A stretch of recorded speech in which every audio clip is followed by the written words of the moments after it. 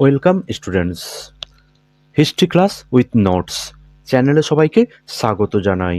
High মাদ্রাসা পরীক্ষা 2025 এর ইতিহাস প্রশ্ন নিয়ে আজকের আলোচনা।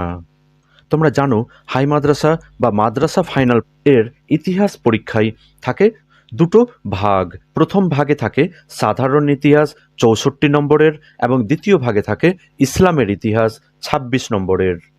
এবার আলোচনা করা যাক হাই মাদ্রাসা পরীক্ষা 2025 ইতিহাস পরীক্ষায় কি কি প্রশ্ন এসেছিল বা এর উত্তর কি কি হবে।